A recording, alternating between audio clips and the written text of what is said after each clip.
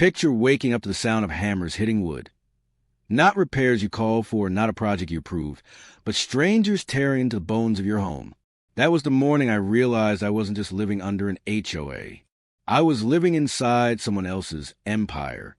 My name is Elena Ruiz, and this is a story of how the HOA tried to erase my family's legacy, and how I fought back. I moved back to Cedar Ridge Estates in the spring of 2021. I'd spent most of my adult life teaching high school history in Dallas.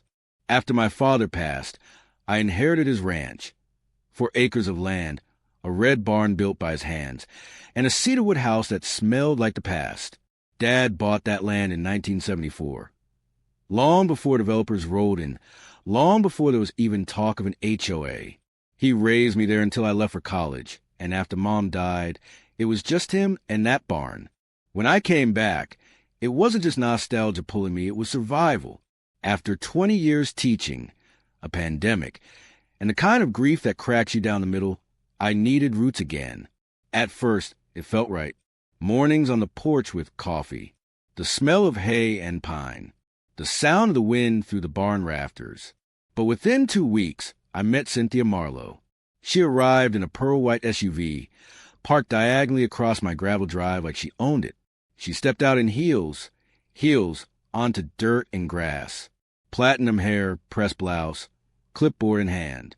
"Welcome to Cedar Ridge," she said, smiling without warmth. "I'm Cynthia, the HOA president. We'll need to discuss your property." I should have known right then. The first notice came 3 days later.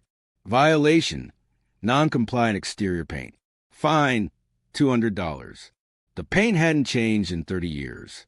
Dad had touched up the cedar siding every spring with the same rustic brown stain. But Cynthia said it clashed with community standards. A week later, violation, improper fencing. Fine, $350. My father's old cedar post fence, hand-dug, hand-set, apparently didn't match the uniform vinyl aesthetic of the neighborhood. It didn't stop there. A bird feeder I hung, $50 fine. My neighbor waved when he saw it, said, "Don't take it personal." She fined me once for leaving my trash bins visible for 10 minutes. But it was personal, because by the 3rd month, the fines weren't just random. They were targeted. One evening, I came home from school to find a bright orange sticker slapped on my front door. Final notice, property in violation. Non-compliance will result in legal action. I called Cynthia. She didn't answer. Instead, I got an email 5 minutes later. "Ms. Ruiz, perhaps if you cannot maintain your property, it may be best to consider selling. The board has contacts who would be happy to take this burden off your hands. Warmly, Cynthia." That word, warmly, burned more than the fines. Then came the morning I'll never forget. Thursday, 7:12 a.m. I woke up to the sound of hammers and saws. I threw on a jacket, ran outside barefoot, and there they were, a construction crew, tearing into my father's barn. The foreman looked at me like I was interrupting his coffee break. "Work order," he said, shoving clipboard at me. HOA letterhead. Cynthia's signature, looping like she was signing a Christmas card. I screamed, "This is my barn. My land." He shrugged, talked to the board. By the time I got the sheriff out there, half the siding was down. And that's when I realized this wasn't about paint or fences. This was about control. Cynthia wanted my land, and she wasn't going to stop until she had it.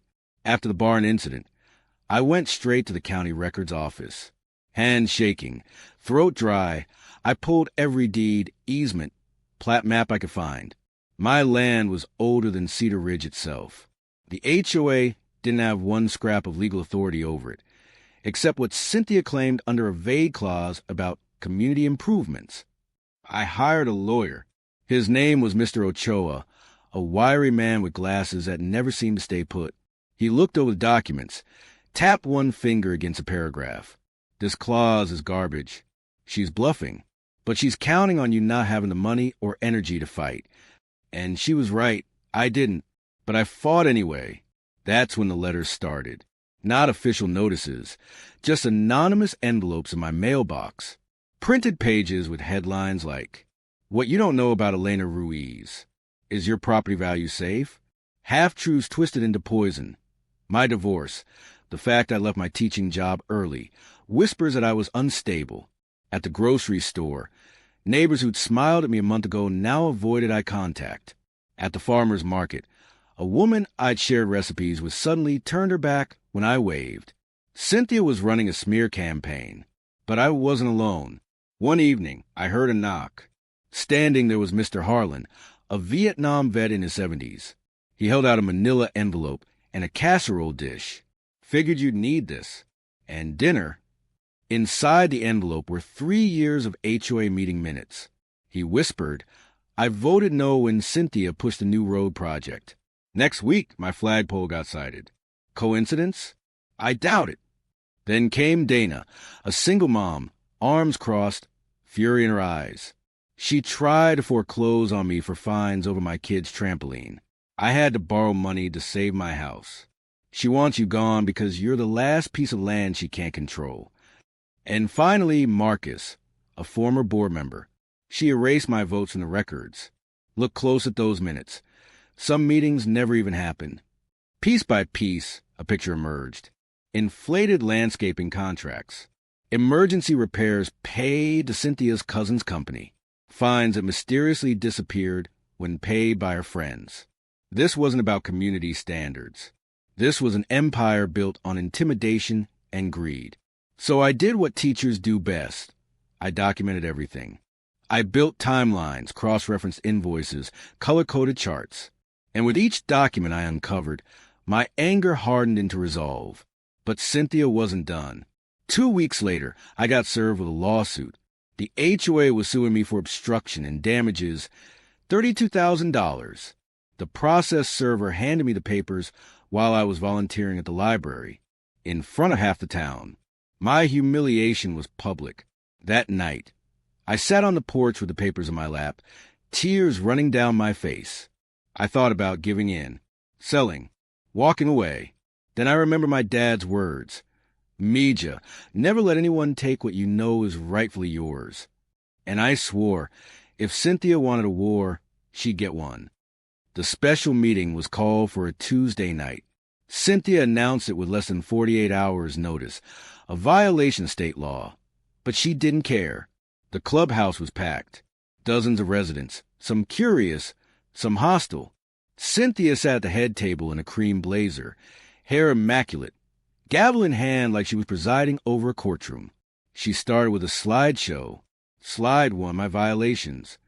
Photos of my fence, my barn, my truck parked outside. Slide 2, screenshots of anonymous letters painting me as unstable. Slide 3, a copy of the lawsuit she'd filed, labeled Protecting Our Community. Then she smiled, sickly sweet. This behavior threatens all of us. Tonight, we vote on suspending Ms. Ruiz from community privileges. When she handed me the microphone, my hands were steady. I placed a stack of documents on the table. These are invoices paid to Marlowe Landscaping, LLC, Cynthia's brother-in-law, inflated by 40% compared to market rate. These are bank transfers to shell companies with no websites, no addresses, just P.O. boxes. And this, I held up a single sheet, is a developer contract, signed by Cynthia, promising to deliver my land if I failed to comply. Land she doesn't own. The room went dead silent. Someone whispered, "Wait, is this true?" Marcus, the former board member, stood.